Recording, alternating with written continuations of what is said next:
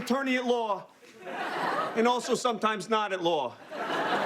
Mr. Cohen, this situation is out of hand. I know. Can you believe what they're doing to poor Mr. Trump? It's a disgrace.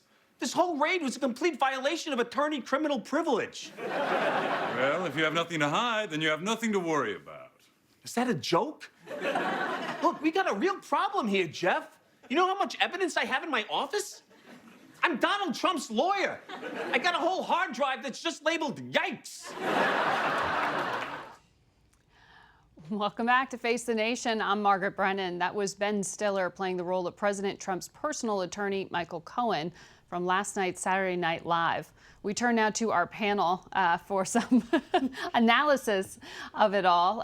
Ed O'Keefe is a familiar face, as you know. He's been at this table before, but today we're welcoming him in a new role, CBS News political correspondent. So you're going to be seeing a lot more of him here. Margaret Tlaib is the senior White House correspondent for Bloomberg News and a CNN political analyst. Ben Domenech is the publisher of The Federalist. And Molly Ball is a national political correspondent for Time magazine, which had a cover this week that really said it all. If the SNL skit didn't, perhaps this does. And Molly, let's start off with that. We've also learned Michael Cohen is due in a Manhattan court tomorrow. Apparently now Stormy Daniels will also be appearing, according to her attorney. What do you make of all of this? I mean, it clearly irritated the president because he sat in the cabinet room at the beginning of a meeting on Syria and called this, an assault on our country. It has clearly gotten to him in a way that few other things about this investigation have. And this morning tweeting about Comey, which also seems to be very much under his skin. But the Michael Cohen raid on Monday was a big surprise. It was a surprise to Cohen. It was a surprise to the White House. This is someone who obviously has a very long history with Trump, and so it's been very alarming to the president to see this happen. So, all of these things, and as referenced by our cover, are swirling around the president in this sort of constant cloud that envelops him, and it's hard to know even what to emphasize because there are so many things sort of hanging over his head. We really don't know how any of them are going to end. Ben, this is a criminal investigation into Michael Cohen that was made clear in court filings, and a lot of it has to do with his business. Mm-hmm. Why is the president taking it personally? How should we understand that? Because it is personal to the president. It's as the most personal thing that you can possibly deal with. I mean, the thing to understand about this context in terms of the Southern District of New York doing this raid and engaging in this behavior is that it does definitely strike to the core of what the president thinks about himself and his own personal activities prior to becoming president. The fact of the matter is that while this was started a year ago under the auspices of an investigation into Russian collusion, at the end of the day, this looks more like a convincing case for collusion with the National Enquirer, which is something that will always, I think, get to the personal core of a person. I think in terms of the president's attitude towards this, this actually could be a more significant development in terms of the investigation than we might have initially given it credit for. This actually could cut to significant decisions on the part of Michael Cohen, whether at then citizen Donald Trump's behest or not, decisions that could lead to questions about his potential bank fraud or campaign finance issues that could come up. How much that directly affects the president, we don't know that yet, and we'll have to learn that in the coming weeks. Well, another thing that has personally affected, or at least provoked the president, is this book by James Comey. And the RNC has also taken up this cause of attacking him with these series of ads that play clips from Democrats and Republicans alike criticizing the former FBI director, and really not mincing words here. Ed, were you surprised at this kind of ad, or is this just the conversation's devolved into name calling it? I don't think it should surprise anyone that they're working as hard as they can to discredit Comey. This is going to be a huge week for him, certainly for his bottom line. It's the book's #1. It's probably going to remain there for a little while. He launches an incredible national book tour and media tour tonight, and got 6 tweets from the president about him today. Right, which again just probably helps things for Comey. What's telling, though, if you look at a new Washington Post ABC News poll out this morning, they asked about impressions of Comey. A plurality of people in that survey, 38%, have no opinion of him. So there actually is space for the RNC and the president to try to discredit him. While at the same time, there are plenty of Democrats out there, as you saw from Tim Kaine, who don't necessarily think totally favorably of him because of the role he played in the 2016 election. And let there be no doubt that there was a role played by him. So, you know, from a crass political perspective, it probably makes sense to do what you can to discredit him. But again, I got to believe all of this will help book sales. But frankly, James Comey is only discrediting himself by some of the decisions he's made with this book. The fact is that there is not a significant news bombshell in this book. Everything that he could have told us news-wise has already been leaked, it's already been published, and the biggest headlines coming out of it actually have more to do with the petty ways that he refers to the president or that the president referred to him. It's much more sort of a high school Mean Girls-esque burn book than it is anything else. And yet I think when you take a look and step back and look at the week in totality, until now we've been talking about whether or not the president would take some action to shake the special counsel's investigation. Mm-hmm. Is Mueller in trouble of being able to keep his job? Is Rod Rosenstein going to get fired?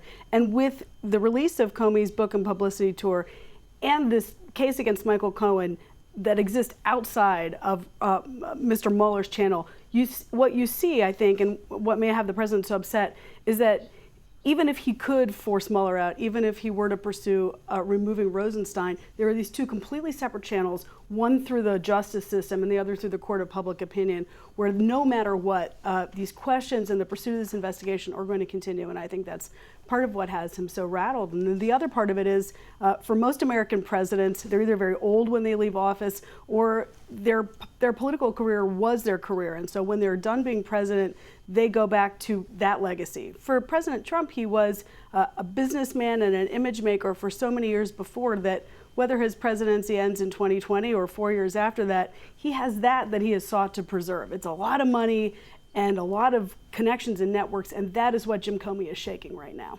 Margaret, I want to also ask you, though, about the decision to strike in Syria. You heard the UN ambassador Nikki Haley say she didn't have time to worry about James Comey and what the president's thinking is on that because she's been so focused on this.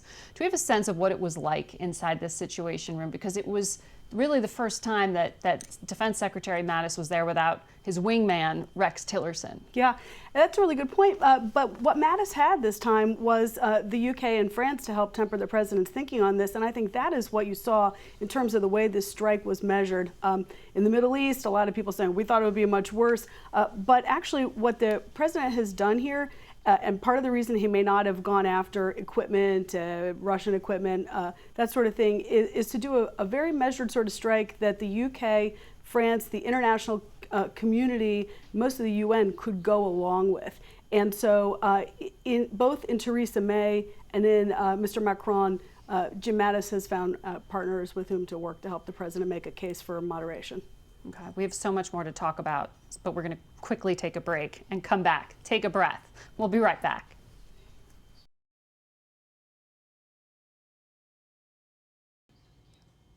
And we're back now with our political panel for some analysis on a week we're still reeling from in many ways.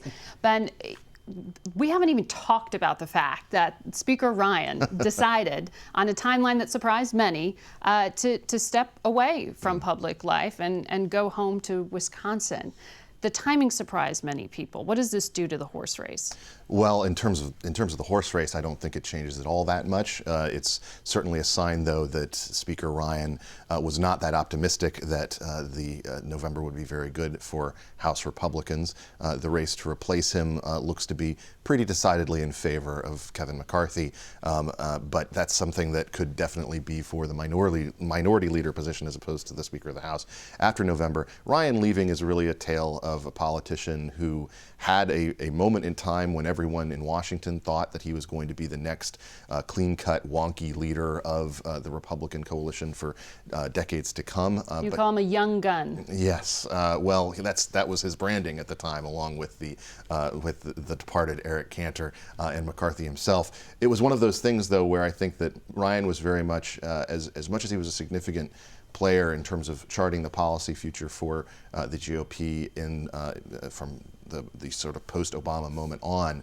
he was also someone who was out of step, I think, increasingly with the culture warrior mindset of a lot of the Republican base.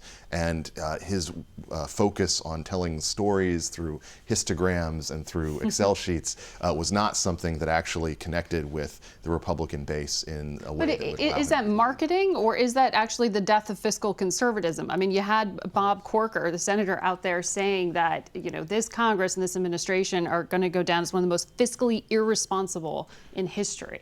Right. Yeah, fiscal conservatism, I think, is dead until the point when a Democrat returns to the White House and may disagree. And maybe, I mean, look, he accomplished all he could, and I think he knew that at this point it's only going to get worse for him. Usually in the modern era, speakers don't get to leave on their own terms. By doing it now, that far out, he essentially gets to set the table for his departure, and by anointing his preferred successor, sort of leaves it to Republicans to say, you will sort this out later.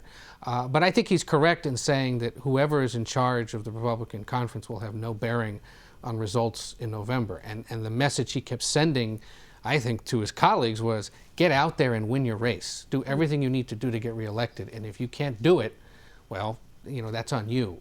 The headwinds are certainly not in the, you know, they're going against Republicans, and it's going to be a bad year for them, it looks like, if you believe the forecasting. And he knows that. But we should also give him some credit. He's been in Congress for 20 years. He's only 48, so think about that, 28-year-old. All of his kids have been born since he got into Congress. Family considerations were a legitimate part of this. I think, you know, that is true. But again, he gets to do what so few speakers have done in the last 30, 40 years, and that is get out when he can. Well, but you did hear some angst. I heard some angst from some Republicans on the Hill that he was leaving right now and not after the election. Right. And he was asked about that, and he said it would have felt dishonest for him to know he was going to step down. But there was this feeling that he was sort of the general abandoning his troops in the middle of a fight. And so I think that's part of the reason he rushed to anoint McCarthy, was to prevent there being a very messy leadership fight in the middle of a very difficult election cycle for Republicans. And Is it that clean, or will the Freedom Caucus have their say in this? Is Kevin McCarthy, does he have this on lock?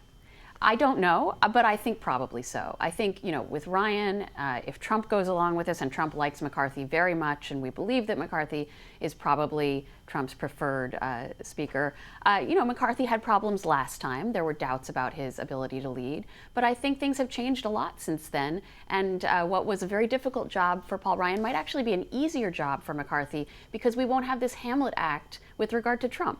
Right? Ryan was so clearly always fighting his own demons, and he was getting asked in every press conference to, you know, this hand-wringing about Trump. It was very clear that he didn't like the guy, but that he had to be allies with the guy. McCarthy's been buddies with Trump from the beginning, and to the extent that, you know, Republicans in Congress basically want to do whatever Trump wants them to do, I think that'll be much easier for McCarthy to bring them together around The that. benefits of being a Californian instead of a Midwesterner.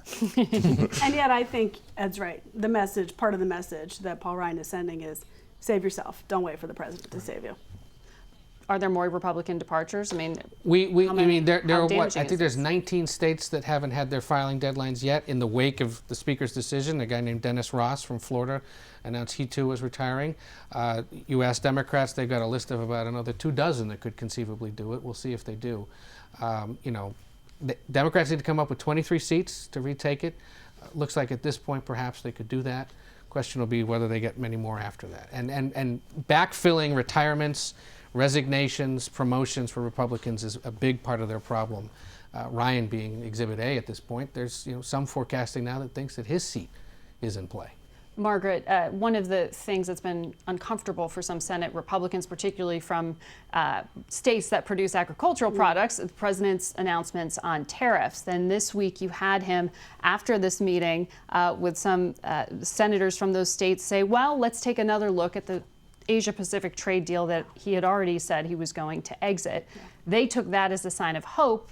The president then tweeted the next day, a little bit of a walk back. Is this just to settle the room? Is this a policy shift? I mean, what does the president walk into this meeting with the Japanese prime minister this week and tell him his position is on TPP? Yeah, this is a truly fascinating new turn. The president has hinted for some months that there was some potential in theory to talk about reentering the TPP, but it seemed that he had taken it to a new level this week. He emerged from that meeting with Midwestern leaders.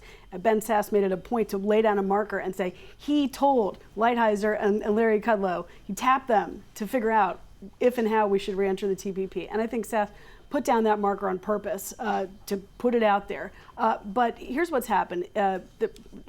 Getting out of the TPP, the Trans-Pacific Partnership, was one of the first things President Trump did in office. The tariff thing has not played well on the stock market and has not played well with some of the Trump voters, some of the Trump base. And this seems to be a testing, a floating of the idea of reentering. Everyone in the TPP says they would welcome the U.S. back, but many they don't want to renegotiate in the TPP says the terms are set. You guys missed your window. We are not cracking this thing open, but we think it's good for you and good for the rest of the world and good for, to some extent, countering China to have the U.S. back in. And now the president has a real decision to make. The president ran in 2016 on a platform that sounded frequently protectionist and isolationist. The fact is that as president, his policies have not been as protectionist or isolationist as you might have predicted based on what he was saying at the time. I think this is another example of how he kind of wants to play both sides of these things. He likes the idea of protectionism and tariffs in certain respects, but he really doesn't like the idea of Wall Street's reaction to that. All right. Thank you very much to all of you. We'll be back in a moment to talk about what's next for the U.S. in Syria.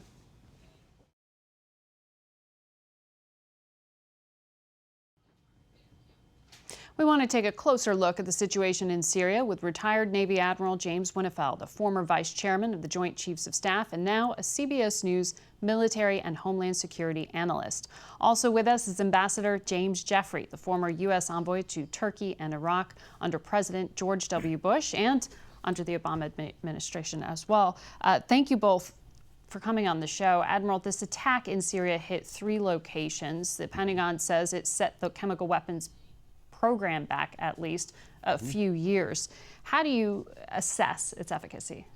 Well, first of all, we have to understand that more than anything else, this attack was about the international community standing up one more time to prevent the normalization of the use of chemical weapons. Remember, it's not too long ago that the community did this as well when Russia made an assassination attempt in Britain, and many countries ejected Russian diplomats. Well, this is yet another example of that community standing up and pushing back, saying we're not going to allow this to happen. Do you see that, would this have happened were it not for what you just described happening in the UK with that poisoning of that former Russian agent? Yes, I think it would have happened. And it's a question of how much accumulated misbehavior on the part of Assad regime using chemical weapons is enough to stack up where the international community says, you know, it's time to do something about this. Whether or not it results in Assad not using chemical weapons again is certainly going to be open for debate. We'll see whether that happens. But the important thing is that the community has stood up and said we are not going to tolerate the normalization of the use of chemical weapons. Ambassador, what does the Assad regime take away from this? This is the second time they've been hit by a U.S. strike. I think, Margaret, that the assessment on their part is the Trump administration is concerned about dealing with the symptoms of the underlying problem, the Syrian civil war, and as Nikki Haley mentioned, Iran's expansion into the vacuum, such as ISIS, such as the chemical weapons, but is not going to do very much against the underlying problem that is destabilizing the whole region.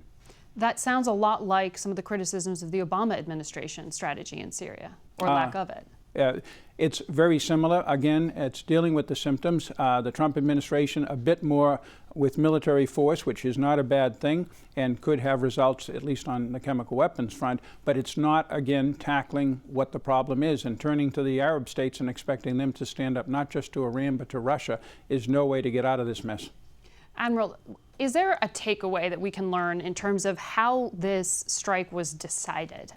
You know, Aaron David Miller, longtime diplomat, said that the key takeaway is not what happened in Syria, but what didn't.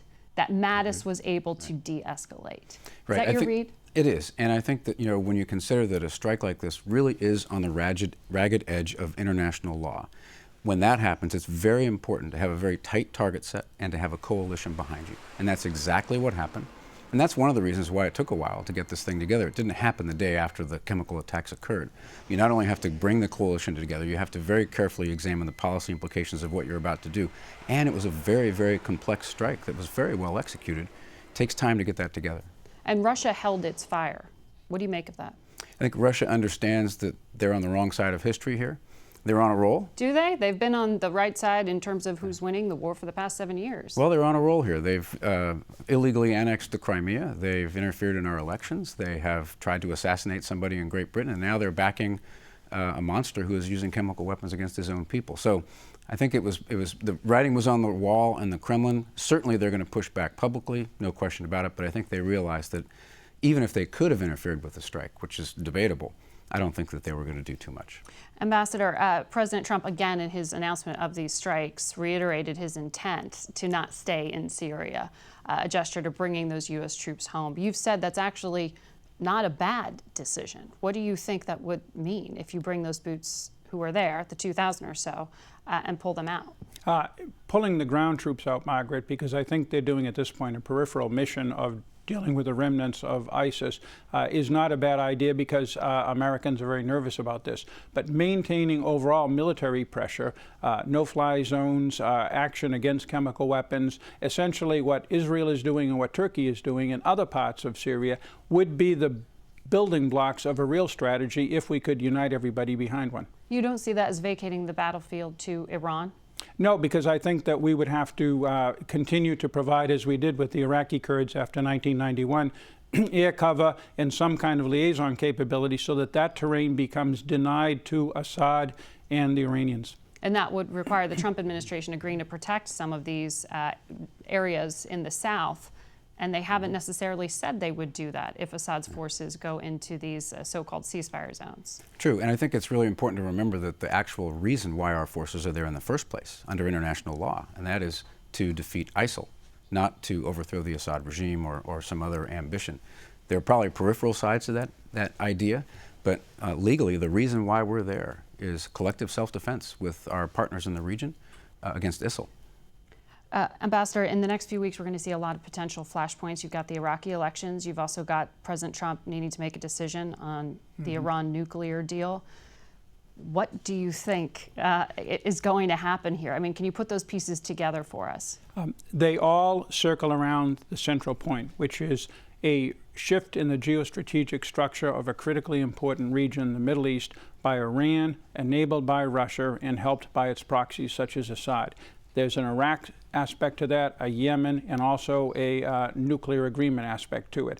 The president wants to pull out of the nuclear agreement. For my money, that's not a good idea. He should focus more on putting together that kind of alliance that can deal across the board with what Iran is doing, and then put some military and economic muscle behind what Nikki Haley told you earlier is the Geneva political process. Diplomacy is fine, but as a former diplomat, it doesn't work without pressure. All right, Ambassador, Admiral, thank you very much for joining us, and we'll be right back.